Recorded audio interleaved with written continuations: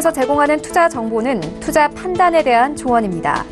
방송에서 제공하는 주식의 가치, 가격 상승 및 가격 하락에 대해서는 방송사에서 보장하지 않습니다.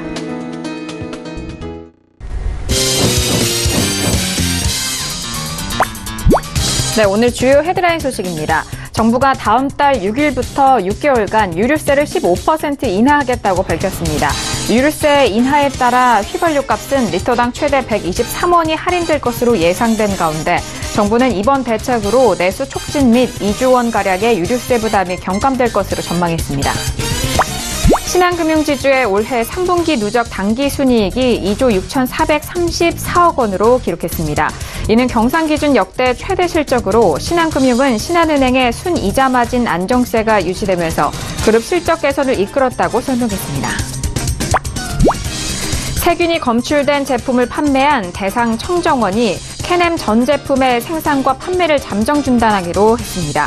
대상 측은 회사 홈페이지에 공식 사과문을 올리고 고객들이 보관 중인 회수 대상 제품을 비롯해 자사 캐넴 전 제품에 대해 환불이 가능하다고 덧붙였습니다.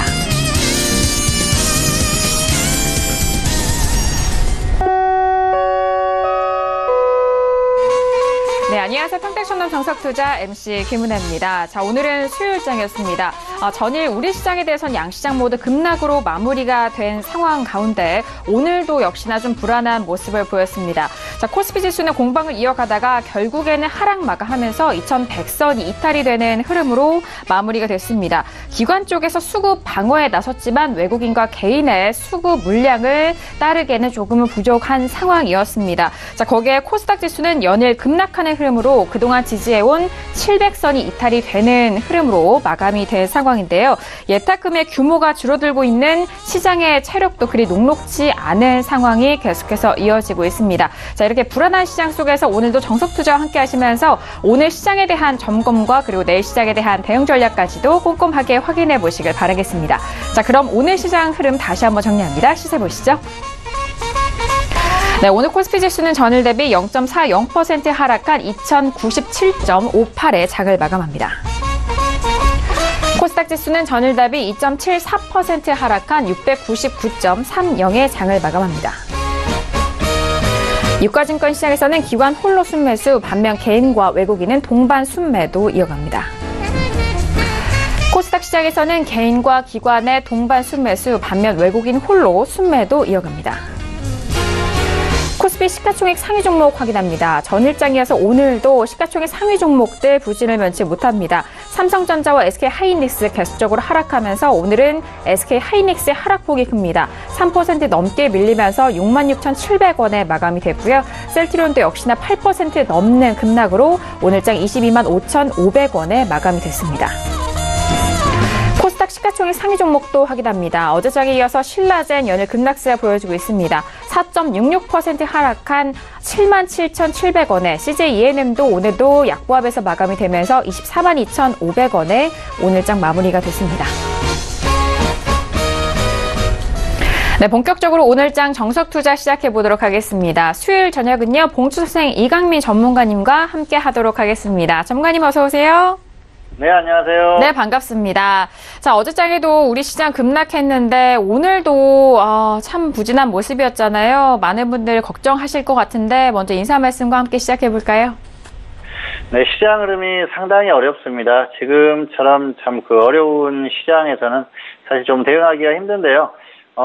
걱정이 되는 건 이제 작년과 올해 신규로 주식시장에 진입하신 분들이 상당히 많습니다. 그래서 그런 분들이 대응하기가 더 어려운 그런 흐름이라고 생각합니다. 그래서 너무 수익을 생각하기보다는 일단 기본부터 좀 배우고 시작하자 이런 마음으로 하면은 아무래도 조금 더 낫지 않을까 그렇게 생각합니다.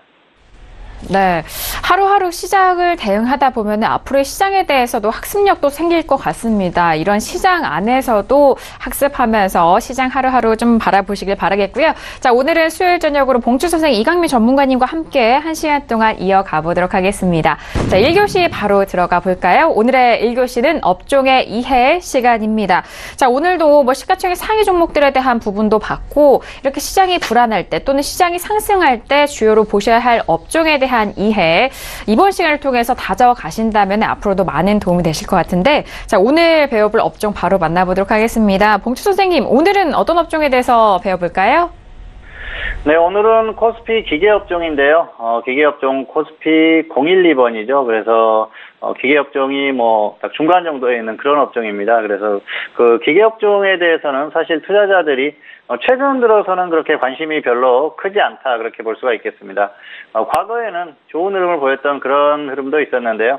기계업종 자체가 조금 애매해요. 사실 이 그 업종 자체가 뭔가 특출난 어떤 그 특성이 있는 그런 업종이 아니기 때문에 그런 면에서 투자자들에게 좀 관심권에서 멀어졌다. 약간 좀 소외된 업종이다, 그렇게 볼 수가 있겠고요. 그래서 약간 그 흐름 자체가 좀 애매한 그런 흐름이 나오고 있습니다. 그리고 이 기계업종을 보면은 역시 업종의 어떤 그 특별한 특징은 없어요.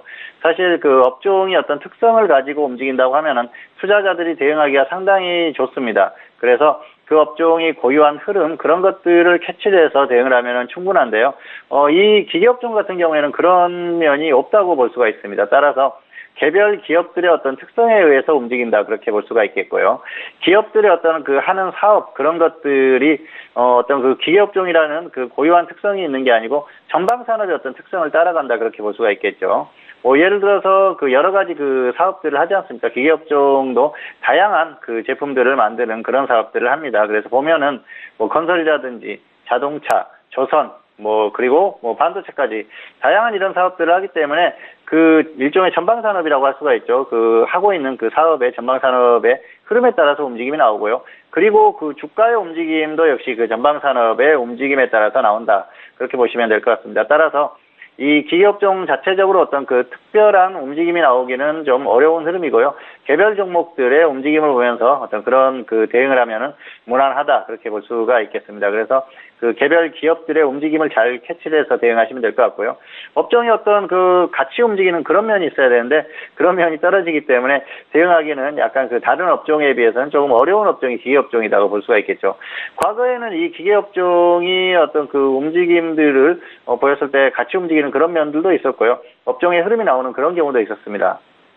왜냐하면은 이 그 기계업종에 보면 두산그룹주들이 많이 있었어요. 그래서 과거에는 이 두산그룹주들의 시가총액이 워낙 컸었기 때문에 두산그룹주들이 움직이면은 기계업종도 같이 움직이는 그런 면들이 있었는데 두산그룹이 한동안 어려움을 겪었었죠. 그러면서 이 시가총액이 굉장히 큰 종목들이 크게 하락하다 보니까 영향력이 미미해졌어요. 그런 면에서 좀 안타까운 흐름이다, 그렇게 볼 수가 있겠죠. 그래서 이 고유한 그런 업종의 어떤 흐름은 없다, 그렇게 보시면 될 것 같습니다. 그리고 역시 앞에서도 언급했지만은 건설이나 조선, 자동차, 반도체 이런 그 어떤 그 사업하는 그 영역의 흐름에 따라서 주가의 움직임이 좀 나오는 그런 흐름이다, 그런 정도로 생각을 하시면 될 것 같고요.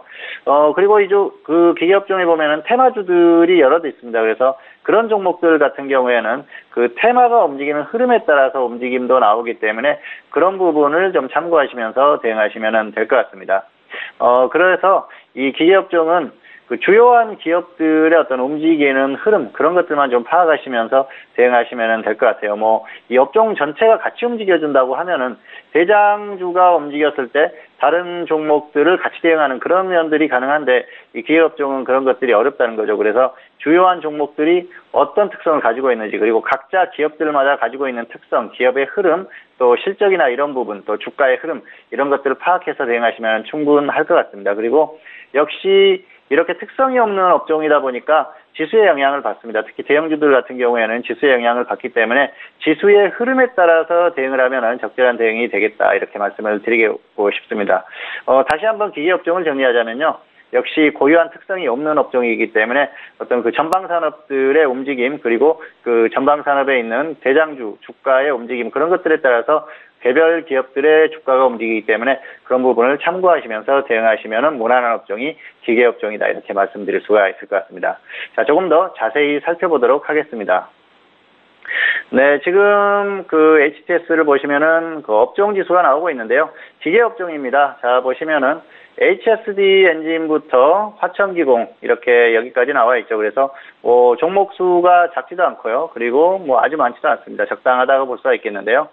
HSB 엔진 같은 경우에는 두산 엔진이었었죠. 두산 엔진이 지금 최대 주주가 바뀌고 주인이 바뀌었죠. 두산그룹에서 지금 그 탈출했다 그렇게 볼 수가 있겠죠. 제가 탈출했다는 그런 그 단어를 썼는데요. 왜냐하면 두산그룹이 그동안 굉장히 어려움을 겪었습니다. 그래서 이 두산 엔진을 일종의 매각을 했다 그렇게 보시면 될 것 같고요. 그리고 KC코트렐 같은 경우에는 이 기업 같은 경우에는 그 미세먼지 관련주로 움직이는 종목이에요. 그래서 미세먼지 테마가 움직일 때 같이 움직이는 그런 흐름이다. 그래서 그런 그 종목들이 움직일 때 그때 같이 보는 그 정도 대응이면 충분할 것 같습니다. LIG 넥스원 같은 경우에는 방위산업주의 대표적인 종목 중에 하나죠. 굉장히 우량한 종목이고요. 그래서 어떤 그 방위산업의 테마가 움직일 때 움직이는 게 아니고 지수와 함께 움직이는 경향이 큽니다. 그리고 실적이나 이런 부분에 영향을 많이 받기 때문에 그런 쪽에서 생각을 하시고 대응을 하시면 될 것 같고요. STX 엔진과 STX 중공업이 나오네요. 사실 STX 이 그룹주들, 과거의 이 그룹주들은 굉장히 좀 추억이 있는 그런 종목들이죠. 그래서 이 종목들에 대해서 추억이 있는 분들도 계실 거고요. 굉장히 안 좋은 기억이 있는 분들도 계실 겁니다. 상당한 어려움을 겪었었는데요. 이제 기업들이 매각이 되면서 어느 정도 흐름을 찾아가는데 아직까지는 조금 더 관찰을 해야 되는 그런 부분이다. 그렇게 볼 수가 있겠습니다. 계양전기 같은 경우에는 사실 뭐 전동공구라든지 이런 것들을 만드는 기업으로 많이 아실 거예요.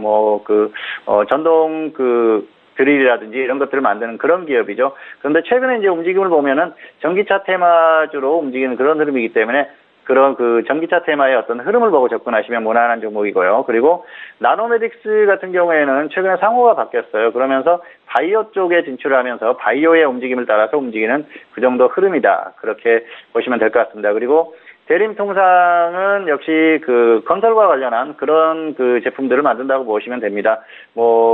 싱크대라든지 아니면은 욕실에 있는 여러 가지 제품들, 비대, 이런 것들을 만드는 기업이기 때문에, 건설에 어떤 움직임이 있었을 때, 그리고 어떤 리모델링 정책이라든지 이런 것들이 있었을 때 강하게 움직여줄 수 있는 그런 부분이, 그런 종목이다. 그렇게 생각을 하시면 됩니다. 그리고 역시 대표적인 종목이죠. 두산인프라코어와 두산중공업입니다.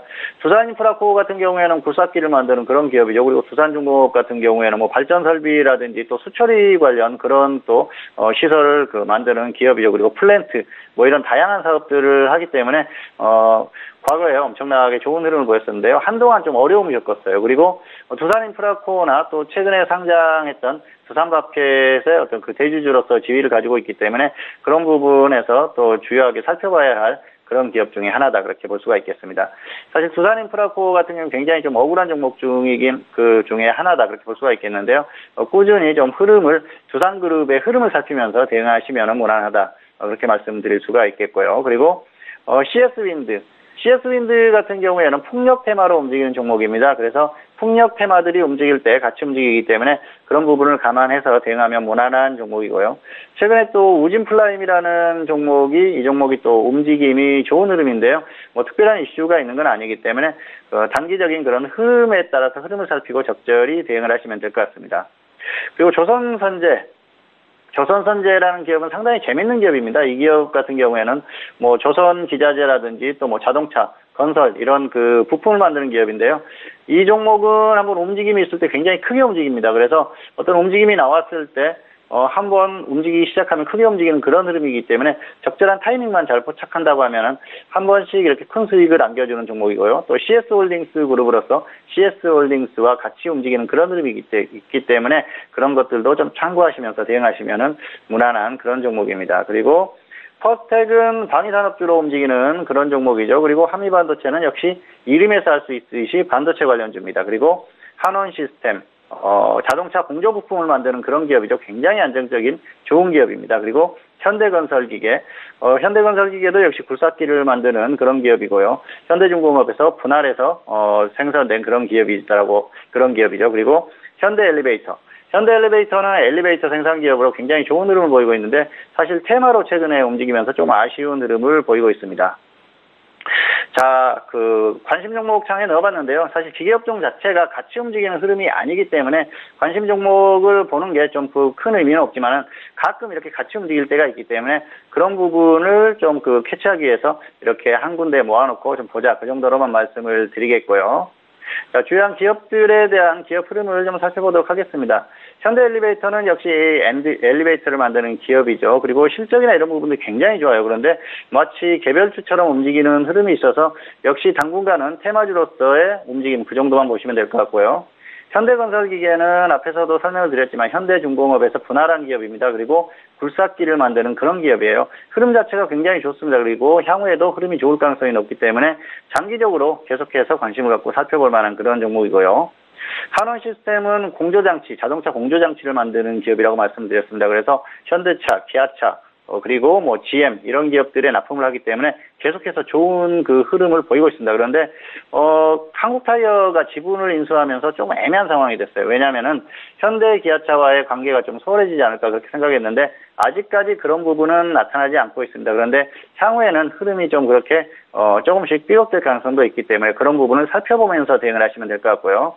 자, 퍼스텍은 방위산업주라고 말씀을 드렸습니다. 그래서 방위산업주들이 움직일 때 그때 접근하시면 될 것 같고요. 최근에는 경협주로도 움직이는데 본류는 역시 방위산업주다. 그 정도만 참고를 하시면 될 것 같습니다. 네, 그리고 대림통상을 보실까요? 대림통상은 그 금속위생용품 제조업이라고 나와 있죠. 그래서 화장실 용품이라든지 이런 것들을 만들어요. 그래서 인테리어라든지 그런 것들, 뭐 리모델링 이런 정책과 건설과 관련한 그런 움직임을 보이는 그런 기업이다. 그렇게 보시면 될 것 같습니다. 그리고 역시 두산인프라코는 역시 굴삭기를 만드는 기업이라고 했죠. 굉장히 좋은 그 흐름을 보이고 있습니다. 그래서 안정적인 기업인데 두산그룹에 소속되면서 약간 좀 손해본 그런 느낌도 있는데요. 향후의 흐름 자체는 뭐 그렇게 나쁘지는 않을 것 같습니다. 그래서 뭐 이 정도로 기업들의 흐름은 살펴보도록 하겠고요. 자, 차트를 보면서 조금 더 설명을 드리도록 하겠습니다.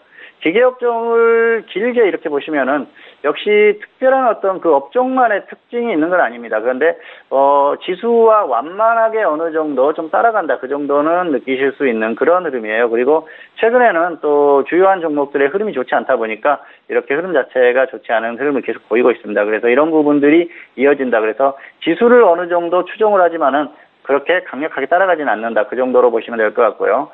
자, 두산인프라코를 한번 보실까요? 두산인프라코도 흐름이 좋지 않죠.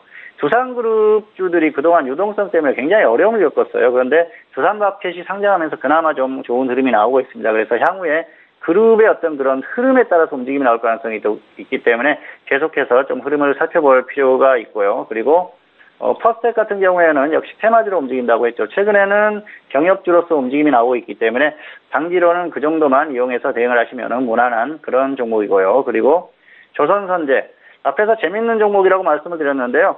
가끔 이렇게 폭등을 하는 흐름이 나올 수가 있습니다. 과거에 이런 흐름이 나왔었기 때문에 최근에도 한번 움직임이 나오기 시작하니까 이렇게 좀 강하게 반등하는 흐름이 나오죠. 그래서 이런 흐름들이 한 번 정도는 다시 나올 수 있기 때문에 꾸준히 관찰할 필요가 있다. 그렇게 설명을 드릴 수가 있겠고요. 역시 CS홀딩스와 같이 움직이는 흐름 그 정도만 기억을 하시면은 좋을 것 같습니다.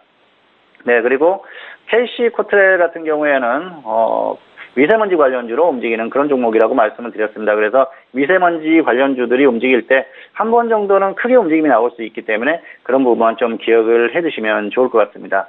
네, 그리고 여러 종목들이 있는데요. 역시 CS윈드 같은 경우에는 풍력주로서 움직이는 그런 흐름이 나올 수 있는 종목이기 때문에 꾸준히 좀 흐름을 살펴보자. 그 정도로 설명을 드리겠습니다. 자, 업종의 흐름을 다시 한번 보시면요. 특별한 특성이 있는 그런 업종은 아닙니다. 그래서 이 업종 내에서 종목들의 흐름, 그런 흐름에 따라서 움직일 가능성이 상당히 높기 때문에 그런 흐름들을 좀 관찰을 하면서 대응을 하시면 되고요. 개별 기업들의 어떤 전방산업 그런 정도의 흐름만 관찰하면서 대응하면은 무난한 업종이 바로 이 기계업종이다. 이 정도로 설명을 드릴 수가 있겠습니다. 네, 그리고 마지막으로 주요한 종목들의 적정 주가를 한번 살펴보시면은 적정 주가가 어떤 업종 같은 경우는 굉장히 고평가되어 있는 업종이 있고 또 굉장히 저평가되어 있는 업종이 있는데요. 이 기계업종 같은 경우에는 혼재되어 있어요. 뭐 완전히 고평가되어 있는 기업들이 모여 있는 것도 아니고 저평가되어 있는 적당히 저평가되어 있는 기업들이 있는 반면에 적당히 고평가되어 있는 기업들이 있습니다. 그래서 약간 좀 애매한 업종이다. 그렇게 설명을 다시 한번 드릴 수가 있을 것 같고요. 이 기계업종은 다시 한번 설명을 드리자면은 전방산업 역시 하는 기업들의 그 사업의 전방산업 건설, 조선, 자동차, 뭐 반도체 이렇게 전방산업의 어떤 그 흐름 그리고 주요한 그 전방산업의 대표 종목들의 흐름에 따라서 맞게 대응을 하시면 충분하다. 이 정도로 설명을 하면서 오늘 기계업종에 대한 설명은 마치도록 하겠습니다. 네, 오늘 1교시 업종의 이해 시간을 통해서 알아본 업종은요, 기계업종에 대해서 꼼꼼하게 확인을 해봤습니다. 일단 건설, 그리고 조선, 자동차 거의 반도체까지 다양한 이런 영역을 아울릴 수 있는 그런 업종이기도 한데요. 자, 이런 각 기업들의 흐름에 따라서 움직일 수 있는 그런 가능성도 있기 때문에 테마에 따른 구분 정도로 좀 분류를 하시면서 기계업종에 대한 전반적인 이해를 가져가 보시길 바라겠습니다. 자, 그리고 그 업종 안에 또 주요로 살펴볼 기업들, 종목들에 대해서도 꼼꼼하게 짚어드렸으니까요. 오늘 업종의 이해 시간을 통해서 알아본 기계업종에 대해서 다시 한번 확인해 보시길 바라겠습니다. 네, 2교시로 바로 넘어가 보도록 하겠습니다. 오늘의 2교시는 종목 현미경 시간입니다. 자, 이제 업종을 배워봤으니 그 안에 종목에 대한 부분도 더욱더 구체적으로 들어볼 텐데요. 자, 오늘은 어떤 종목들에 대해서 자세히 알아볼까요? 봉추 선생님, 오늘은 어떤 종목 알아볼까요? 네, 오늘도 두 종목을 가지고 왔습니다. 명성 TNS, 큐캐피탈 이렇게 두 종목을 가지고 왔는데요. 먼저 명성 TNS에 대해서 좀 살펴보도록 하겠습니다. 이 종목은 최근에 추천했던 종목인데요. 신규주죠. 신규로 상장했기 때문에 최근에 추천할 수밖에 없었겠죠. 그래서 10월 2일에 추천을 했었던 종목입니다. 최초 추천은 10월 2일이었고요. 24,000원, 22,000원, 그리고 평균 23,000원 이렇게 대비해서 손절 10%, 수익은 15%, 이 정도로 노려보자 이렇게 추천을 했었던 종목입니다. 명성 TNS 같은 경우에는 최근에 상장을 했죠. 그리고 상장 이후에 급등이 나왔어요. 그리고 급등 나오고 나서 조정을 받았습니다. 그런데 사실 이 신규 종목이 상장되면은 저 같은 경우에는 계속해서 관찰을 합니다. 이 명성 TNS도 마찬가지인데요. 상장하자마자 굉장히 좋은 흐름을 보였었기 때문에 특히 상한가를 가면서 관심을 가질 수밖에 없었겠죠. 그래서 쭉 살펴보다가 타이밍을 계속해서 노리고 있었습니다. 결국은 언제쯤 접근을 할 것인지 그런 부분에 대해서 고민을 했었는데요. 충분히 이제 조정을 받은 상태에서 추천을 한 것이죠. 10월 2일이라는 날짜가. 이 정도면 충분히 가능하겠다 생각을 했습니다. 상장 이후에 급등했던 종목이기 때문에 이 정도면 가격 메리트가 충분하다고 생각을 했고요. 이 명성 TNS 같은 경우에는 공모가가 2만원이에요. 그래서 공모가 대비해서는 약간 좀 높은 가격인데, 그렇다고 해서 공모가 이하로 단기 하락할 것 같지는 않다. 그런 생각이 들었기 때문에 추천을 했었던 것이죠. 결국은 매수되고 나서 단기에 바로 좀 흐름이 나왔습니다. 그래서 급등이 나오면서 운 좋게 15% 수익 달성을 했고요. 그리고 수익 실현 이후에도 향후에 다시 한번 접근을 고민하면서 계속해서 관찰을 했었던 그런 상황이었습니다. 그런데 이 종목이 단기 흐름이 나오고 이후에는 조금 흐름 자체가 약간 좀 불안할 수밖에 없었어요. 왜냐하면은 시장의 흐름 자체가 좋지 않았습니다. 코스닥 지수의 흐름이 좋지 않았었기 때문에 계속해서 상승하기에는 약간 좀 무리가 있는 그런 흐름이었습니다. 그래서 지수만 아니었다면 충분히 다시 한번 또 좋은 흐름을 보일 수 있었는데 그런 면에서 조금 안타까웠다 그렇게 설명을 드릴 수가 있겠고요. 그렇게 본다고 하면은 역시 단기적으로 운도 작용을 했다 그렇게 볼 수가 있겠죠. 시장의 흐름이 좋지 않았는데도 크게 빠지지 않고 좋은 흐름을 보였다는 건 굉장히 강한 종목입니다. 그래서 이 종목 같은 경우에는 시장의 흐름만 괜찮다고 하면 언제든지 다시 반등이 나올 수 있는데 시장의 흐름이 워낙 좋지 않죠. 그래서 당분간은 조금 유보적인 그런 태도를 가질 수밖에 없다 그렇게 말씀을 드릴 수가 있겠습니다. 그리고 명성 TNS 같은 경우에는 전기차 관련주입니다. 전기차 관련 그런 부품을 만드는 그런 기업이기 때문에 전기차 테마로 언제든지 움직일 수 있다는 것이죠. 그런 면에서 굉장히 좀 메리트가 있는 그런 종목이라고 보고요. 최근에 전기차 테마주들이 최근까지 굉장히 좋지 않았습니까? 대표적으로 LNF나 LG모터리얼즈 이런 종목들이 워낙 강세를 보였었고요. 삼성 SDI가 대표적으로 좋은 흐름을 보였었고요. 그래서 전기차 테마가 전반적으로 강했기 때문에 그런 면에서도 언제든지 뉴스나 이런 것들로 부각될 수 있겠다 그런 생각을 했습니다. 그래서 충분히 단기적으로는 가능하지 않을까 그런 생각을 했고요. 신규주의 특성이 있습니다. 그래서 신규주들은 상장 이후에 한 번 정도는 좋은 흐름들을 보이기 때문에 상장 이후에 급등을 했었던 그런 흐름이라고 하더라도 조정 시에는 다시 한번 움직일 수 있겠다는 생각에 접근을 했었던 그런 상황입니다. 차트로 조금 더 설명을 드리도록 하겠습니다. 명성 TNS인데요. 이 종목은 24,000원에 추천을 했다고 말씀을 드렸죠. 10월 2일이면 이날입니다. 10월 2일 이날이죠. 이날을 추천을 했는데 추천하고 나서 그날 매수가 됐어요. 그리고 나서 조금 하락했죠. 그리고 나서 곧바로 이제 급등이 나옵니다. 그래서 여기에서 목표 수익을 달성을 했죠. 운이 좀 좋았었다고 생각을 하는데요. 이후에 흐름 자체는 조금 약하죠. 쭉 약하다가 지금 최근에 더 조정을 받고 있는데요. 사실 뭐 지수의 흐름이 워낙 좋지 않았기 때문에 이런 흐름이 당연하고요. 그 운이 좋았다는 건 역시 지수의 흐름이 좋지 않기 때문에 말씀을 드리는 겁니다. 코스닥 지수를 보면은 지금 뭐 어마어마하게 안 좋지 않습니까? 10월 2일이 이날입니다. 이날 추천을 했었는데요. 당시만 하더라도 지수가 하락하더라도 이렇게 급격히 꺾이지는 않겠다 그런 생각은 했습니다. 그래서 뭐 급격히 꺾이면은 짧게 손절을 하면 그만이라고 생각을 했죠. 그리고 이 정도 하락에서는 충분히 종목에 어느 정도 흐름이 나올 수 있다는 판단을 했습니다. 그런데 뭐 최근에 보면은 그 지난주 목요일하고 또 이번 주에 흐름이 워낙 또 불안했었죠. 그런 면에서 굉장히 좀 운이 좋았다고 보는데요. 시장의 흐름이 이렇게 불안한 상황에서도 수익 실현을 했기 때문에 운이 굉장히 좋았었던 그런 흐름입니다. 그리고 이후의 흐름 자체도 이 정도면은 지수가 저렇게 빠질 정도면은 굉장히 크게 빠질 수 있는데 그렇게 크게 빠지지는 않고 어느 정도 버티는 흐름이 나오기 때문에 버티는 힘은 있는 종목입니다. 그래서 향후에도 시장만 안정된다면 다시 한번 접근을 할 만한 상황인데요. 역시 시장의 흐름이 워낙 이렇게 좋지 않을 때는 좀 관망하는 것도 괜찮겠다 그런 생각을 합니다. 어쨌든 명성 TNS 같은 경우에는 신규주로서 급등 이후에 가격 조정을 충분히 받아서 접근을 했고요. 그리고 역시 그 전략대로 단기에 수익 실현을 하면서 운도 좀 따라줬었던 그리고 과정이나 이런 면에서 괜찮았었던 그런 종목이다. 그렇게 설명을 드릴 수가 있을 것 같습니다. 두 번째 종목은 큐캐피탈입니다. 큐캐피탈 같은 경우에는 이 종목은 그 최근에 추천한 종목은 아니고요. 작년에 추천한 종목입니다. 2017년에 추천했었던 종목인데요. 2017년 6월 22일에 추천했습니다. 당시 추천 가격이 940원 그리고 850원 평균가 895원 대비해서 손절 마이너스 10% 수익은 플러스 20% 이렇게 대응을 했었는데요.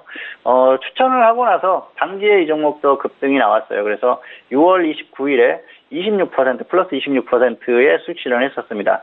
처음에는 20% 목표 수익을 정했었지만은 흐름을 보니까 조금 더 갈 가능성이 상당히 높았습니다. 그래서 조금 더 끌고 가면서 조금 더 높은 수익을 거뒀던 그런 종목이고요. 당시의 어떤 흐름은 그 이전의 흐름이 굉장히 좋았었어요. 그래서 급등이 나왔다가 계속해서 이렇게 급등세 조정, 급등 조정 이런 모습을 보였었는데 이후에 가격 조정을 충분히 받았습니다. 그래서 이 정도면 충분히 접근할 만하겠다 싶어서 940원에 1차 그 매수를 추천을 했었던 그런 상황이고요. 그래서 단기에 매수가 되고 나서 단기에 또 급등이 나오면서 그 운도 좀 따라줬었던 그런 상황이고요.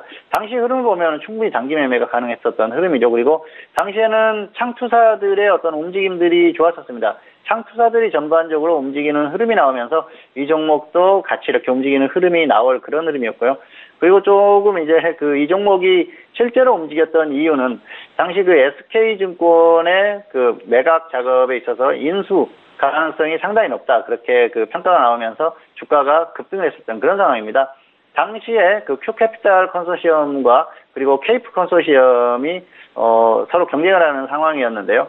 큐캐피탈 그 컨소시엄의 인수 가능성이 상당히 높다. 그런 이슈가 불거지면서 그 주가가 급등을 했었는데요. 결과적으로는 케이프 컨소시엄이 우선 협상 대상자로 선정되면서 나중에 주가의 흐름은 조정을 받았지만은 그 이전의 어떤 흐름은 그런 것들을 떠나서 움직일 수 있었던 그런 흐름이었다는 거죠. 그래서 당시에 추천을 했었고요. 결과도 좋았었던 그런 상황입니다. 자, 차트를 보면서 조금 더 설명을 드리도록 하겠습니다. 큐캐피탈의 차트인데요. 작년 6월 22일이라고 말씀을 드렸었죠. 2017년 6월 22일이면은, 네, 이날이네요. 그래서 여기에서 추천을 했었습니다. 940원에 추천을 한 그런 상황이고요. 940원에 매수가 되고 나서 곧바로 급등이 나왔었죠. 급등이 나왔던 게 앞에서도 설명을 드렸지만은 당시 SK증권 그 인수 가능성이 불거지면서 이렇게 급등이 나왔었습니다. 그런데 이제 그 이후에도 급등이 나왔었죠. 이때까지만 해도 어떤 그 우선 협상자가 선정이 안 됐을 상황이기 때문에 계속해서 흐름이 나왔었던 거죠. 어쨌든 운이 좀 따라줬던 흐름이고요. 이전의 흐름을 보면은 흐름이 굉장히 좋았어요. 창투사들의 움직임이 당시에 좋았었고요. 이렇게 움직임이 나오면서 충분히 가격을 조정을 받았습니다. 그리고 이전에도 계속해서 움직임이 나왔었죠. 결국은 여기까지 왔는데요. 저점 이후에 반등이 나왔고요. 그리고 눌림목 구간에서 정확하게 매수를 했습니다. 그래서 매수를 상당히 잘했다 그렇게 볼 수가 있겠고요. 그리고 나서 급등이 나왔었죠. 사실 이때 좀 억울한 면도 있었는데요. 왜냐하면은 이 큐캐피탈 컨소시엄이 높은 가격을 제시했는데 오히려 자금력이나 이런 것들에서 좀 점수가 떨어지면서 이 우선 협상자가 대상자가 되지 못했던 그런 흐름입니다. 어쨌든 이 종목을 추천했을 당시의 흐름을 보면은 기술적으로나 가격적으로나 충분히 매수할 만한 가격, 그리고 당시의 상황 자체가 창투사들이 움직이는 흐름이었기 때문에 과정 자체는 굉장히 괜찮았었다. 그렇게 설명을 드릴 수가 있을 것 같습니다. 네, 오늘은 두 종목을 살펴봤는데요. 명성 TNS나 큐캐피탈이나 매매하는 그 과정에 있어서 이 과정 자체가 괜찮았었기 때문에 이런 부분을 또 시청자분들이 복귀해보면서 본인이 투자하는데 적용을 해본다면 좋지 않을까 생각을 하면서 오늘은 두 종목을 골라봤습니다. 그래서 오늘은 여기까지 마치도록 하겠습니다. 네, 오늘 2교시 종목 현미경 시간을 통해서 알아본 종목은요, 명성 TNS와 그리고 큐캐피탈이었습니다. 자, 먼저 명성 TNS 같은 경우에는 일단, 추천일이 10월 2일이었어요. 이번 달 안에 또 좀 이루어졌던 부분이기도 한데, 신규주로 상장 후에 곧바로 좀 급등했다 조정을 좀 충분히 받은 상태다라는 부분이고요. 단기는 충분히 가능하다라고 판단을 하고 계신다라는 의견까지 들어봤습니다. 그리고 큐캐피탈 같은 경우에는요, 역시나 급등 후에 가격 조정을 충분히 받은 상태에 좀 접근했었던 종목이고요. 추천 당시에 창투자들의 움직임도 좀 괜찮았던 상황 속에서 이동에 대한 부분을 또 말씀을 드렸으니까 그 부분 다시 한번 참고를 해보시길 바라겠습니다.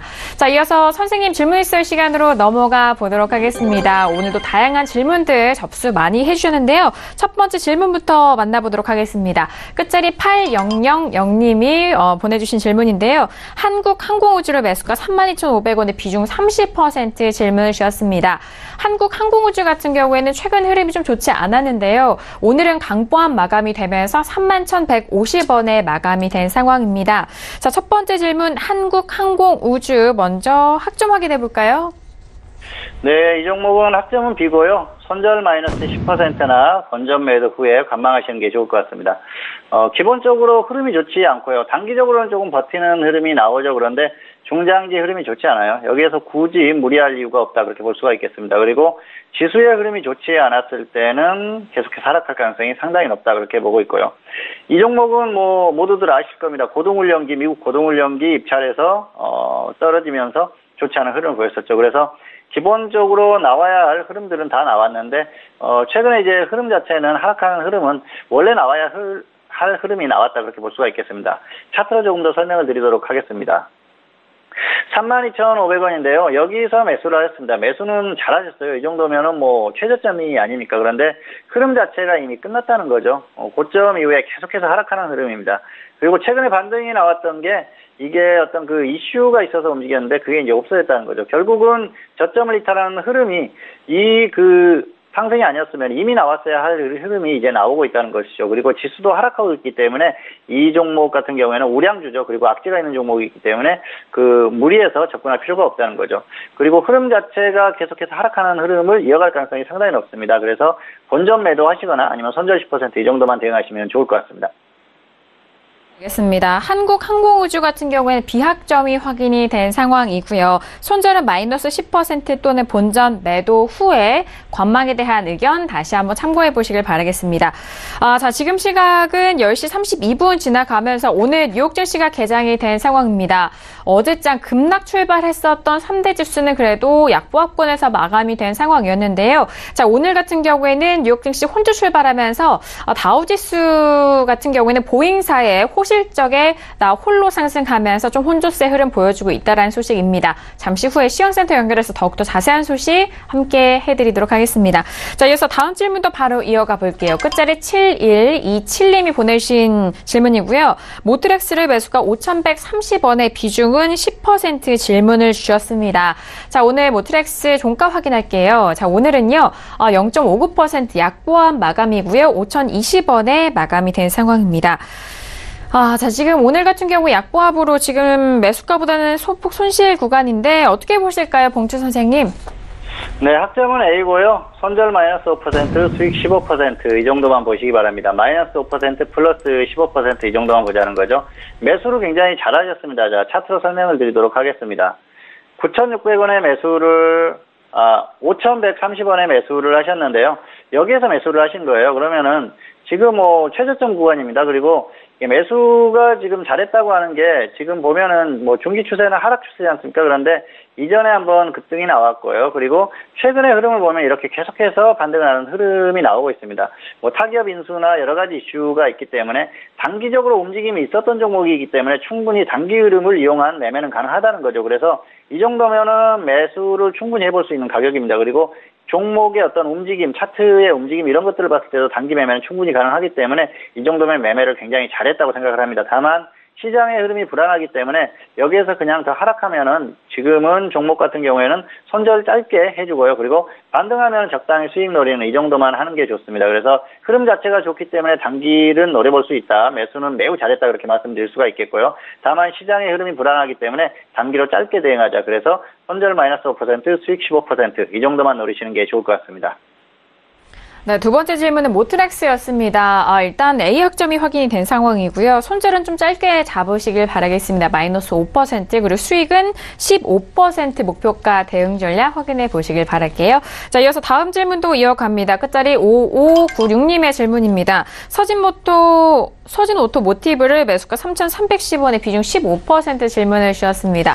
자, 오늘 장의 서진 오토 모티브 종가는요, 2,160원에 마감이 된 상황입니다. 먼저 봉주 선생님 이 질문에 대해서 학점 확인해 볼게요. 네, 학점은 D고요. 손절 마이너스 15%나 마이너스 40% 먼저 오는 쪽에서 정리를 하시는 게 좋을 것 같습니다. 매수는 나쁘지 않았는데 대응을 잘못했다 그렇게 말씀드릴 수가 있겠고요. 자, 차트로 설명을 드리도록 하겠습니다. 3,310원이면은 여기입니다. 그래서 매수 자체는 괜찮았어요. 왜냐하면은 이전에도 흐름이 괜찮았고요. 그리고 단기 반등이 나오고 나서 조정받은 상태에서 매수를 했지 않습니까? 어쨌든 이 정도면은 잘한 겁니다. 그런데 문제는 기준 없는 대응이죠. 지금 거의 뭐 34% 정도 하락했어요. 그리고 저점을 이탈하는 흐름입니다. 여기에서 계속 빠지면 굳이 미련 가질 필요 없습니다. 단기에 곧바로 반등이 나와주면 좋은데 그렇지 않았을 때는 손절을 하자는 거죠. 그리고 이 종목이 뭔가 특별한 이슈가 있어서 상승할 만한 종목이면 끌고 와도 되는데요. 그런 흐름은 아닙니다. 그렇기 때문에 너무 그 종목에 집착할 필요는 없다. 그렇게 말씀드릴 수가 있겠습니다. 지금도 낙폭이 큽니다. 그래서 계속해서 하락할 때 끌고 가다 보면은 중장기 투자가 될 수밖에 없습니다. 그래서 너무 미련 갖지 마시고요. 기준대로 대응해 주십시오. 반등이 나오면은 가끔 이렇게 반등이 나올 때 강하게 한 번씩 튀어주는 종목이기 때문에 그렇다고 하더라도 본전까지 가기엔 너무 멀고요. 마이너스 15% 정도에 적당히 정리하십시오. 그리고 하락했을 때는 마이너스 40%에 정리하시고 당분간은 관망하시는 게 좋을 것 같습니다.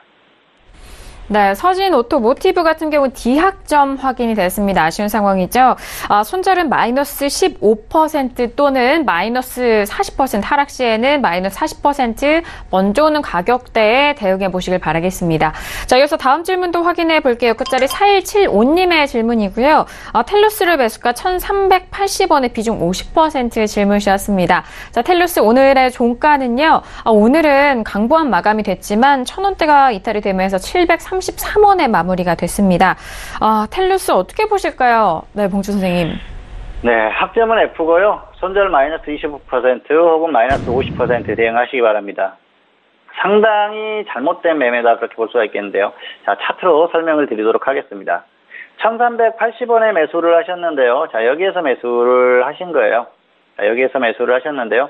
매수 자체도 좋지 않죠. 추격 매수지 않습니까? 여기에서도 했다고 해도 추격 매수겠죠. 어쨌든 여기에서 하신 흐름이에요. 그리고 여기에서 했다고 하더라도 급락하는 종목을 매수했기 때문에 뭐 굉장히 안 좋은 매매인데요.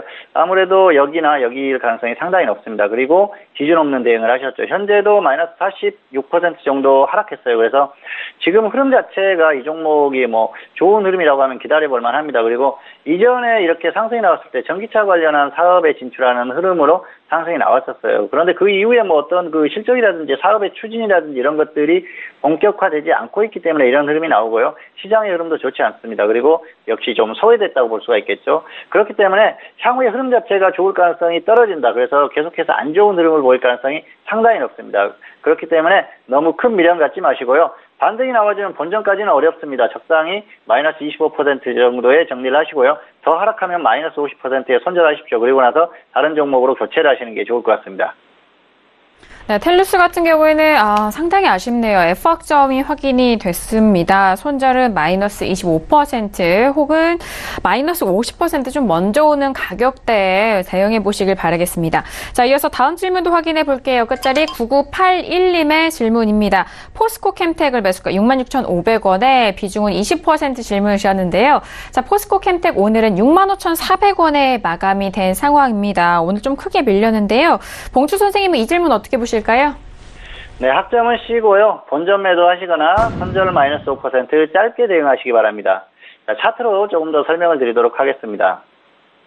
66,500원인데요. 지금 거의 매수가 근처예요. 이 정도에서 매수를 하셨는데요.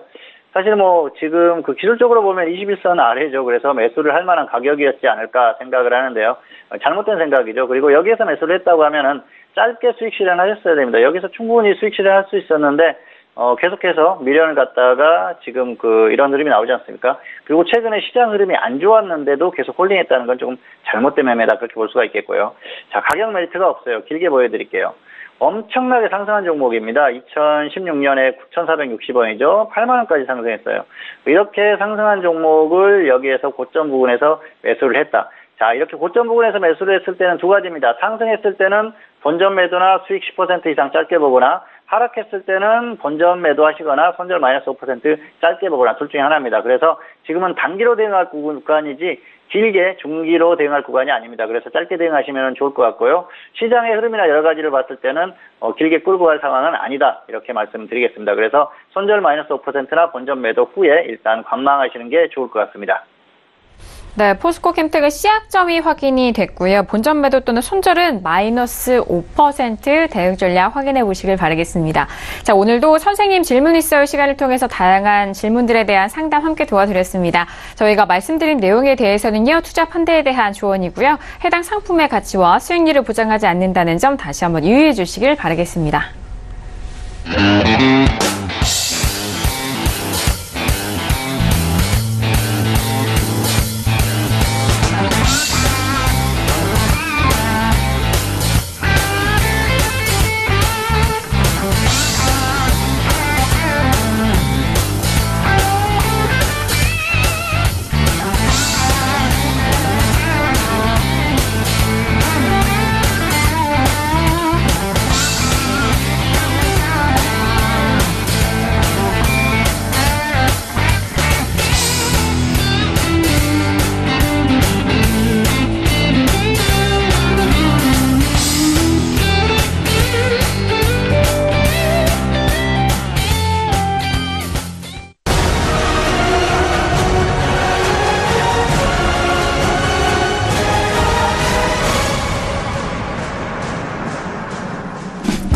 네, 글로벌 시황센터 박나경입니다. 오늘 뉴욕 증시 개장 상황 기사 보면서 말씀드리도록 하겠습니다.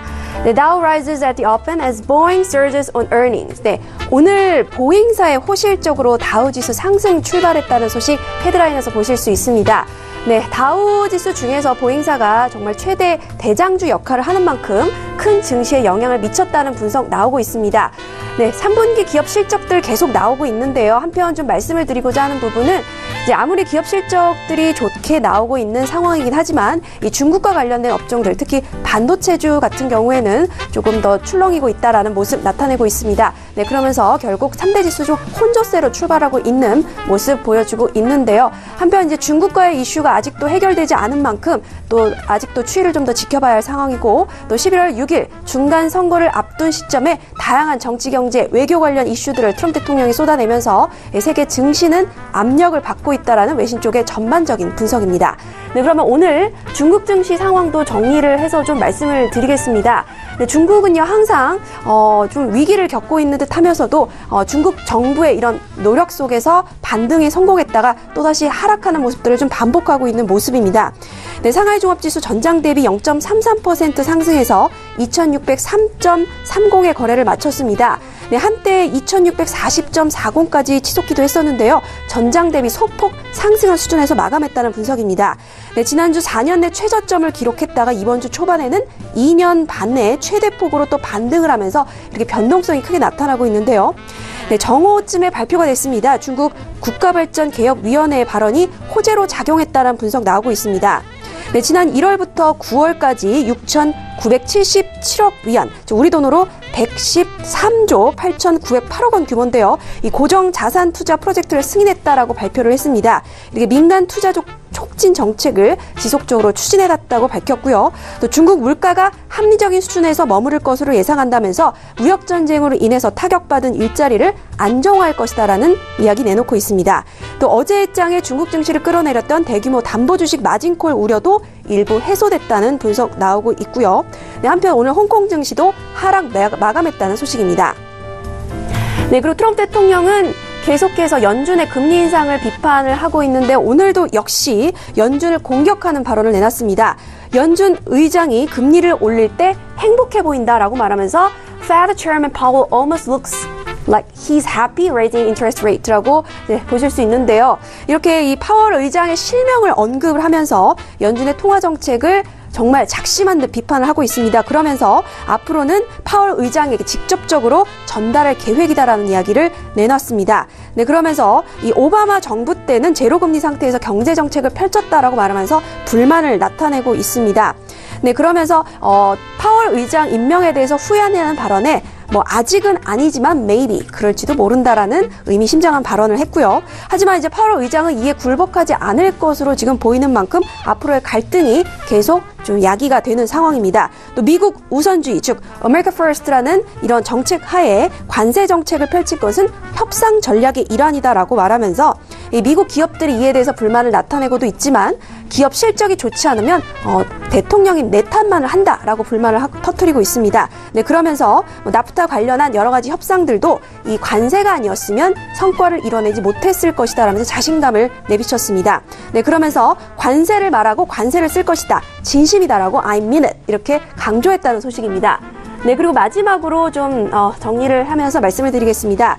네, EU 집행위원회 부위원장이 결국 이탈리아 내년도 예산안을 거부를 하고 3주 내에 재예산안 제출을 요구를 했습니다. 이에 대한 의견들 계속해서 나오고 있었는데요. 결국 이탈리아는 이제 이런 상황이 벌어지고 말았습니다. 하지만 2010년에 그리스도 이 디폴트 직전까지 가면서 유로존의 부채 위기를 촉발한 만큼 이번 이탈리아 사태가 어떤 식으로 전개가 되고 또 마무리가 될지 지켜봐야 될 상황인 것 같습니다. 네, 국채 금리도 상승하고 있는데요. 유로존의 위기가 또 브렉시트와 함께 어디까지 이어질지 지켜봐야 하겠다는 외신 쪽 분석입니다. 이상 여기까지 오늘 소식 전달드렸습니다. 네, 뉴욕 증시 역시나 3대 지수에 대한 부분 혼조세이고 3분기 실적 시즌 계속해서 이어가고 있는 상황입니다. 또 대외적으로 좀 불확실성이 더욱더 좀 커지고 있는 상황인데요. 내일장에 대한 전망 다시 한번 들어보도록 하겠습니다. 봉주 선생님, 내일 우리 시장 어떻게 보실까요? 네, 내일도 조금 불안한 흐름이 계속 유지될 가능성이 높은데요. 분명한 건 반등을 계속 시도하는데 사실 불안하다는 겁니다. 흐름 자체가 굉장히 약해요. 생각했던 것보다 훨씬 약하고요. 그리고 변수가 발생을 했죠.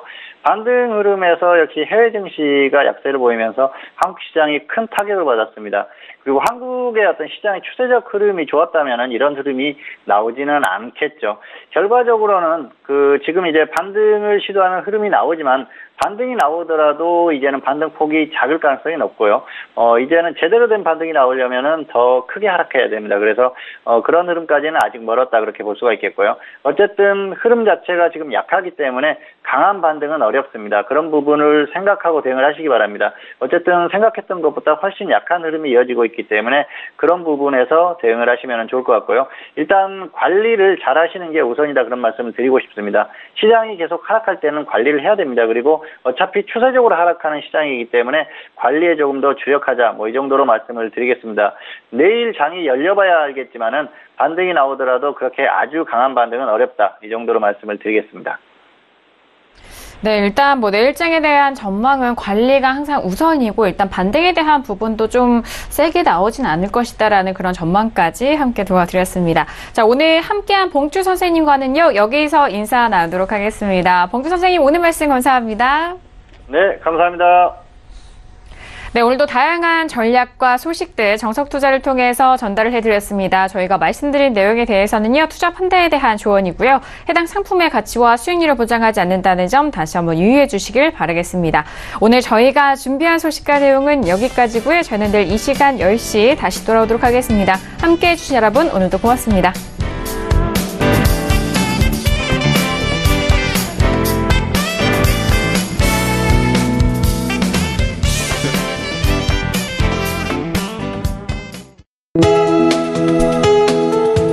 방송에서 제공하는 투자 정보는 투자 판단에 대한 조언입니다. 방송에서 제공하는 주식의 가치, 가격 상승 및 가격 하락에 대해서는 방송사에서 보장하지 않습니다.